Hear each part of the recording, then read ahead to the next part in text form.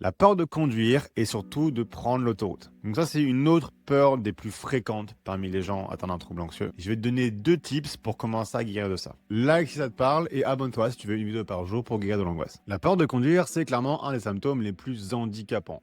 Tu perds en autonomie et en liberté, mais il y a surtout beaucoup de répercussions secondaires sur ta vie pro, sur ta vie sociale, etc. Heureusement, il y a une méthode très efficace et rapide, si elle est bien faite, contre ça, la thérapie d'exposition.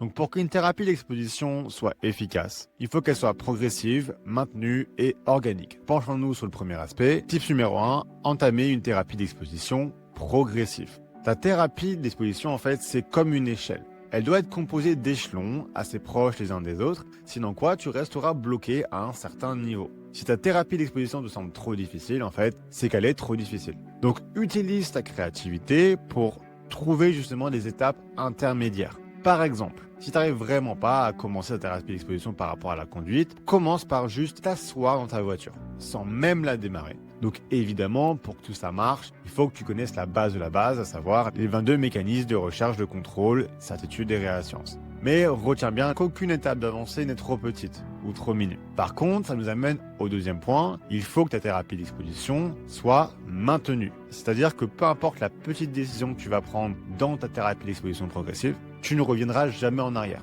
Peu importe la rechute émotionnelle que tu vas ressentir. Sous aucun prétexte, tu reviens en arrière. Mais aussi, ne t'enlise pas dans ton étape actuelle. Par exemple, tu peux conduire en ville, mais pas sur les autoroutes. Mais en vérité, tu n'as aucune raison valide de t'arrêter là. Tu as plein de raisons irrationnelles, mais tu n'as aucune raison rationnelle de t'arrêter là. Donc continue. Et si passer direct de la ville à l'autoroute, c'est trop, étape intermédiaire, commence par des départementales, des nationales, etc. Mais voilà, l'idée surtout, c'est de garder une inertie de semaine en semaine. C'est super important. Et puis, dernière clé, garde une thérapie d'exposition organique. Donc en fait, à partir d'un certain niveau de progression, en gros, quand tu seras capable de conduire dans n'importe quelle condition, mais ça provoquera parfois des grosses angoisses chez toi, mais au moins tu n'auras plus le côté dysfonctionnel, tu pourras vivre quand même ta vie normalement. Et là, il faut vraiment que tu commences à te poser la simple question de si j'étais pas anxieux ou anxieuse, qu'est-ce que je ferais de ma vie?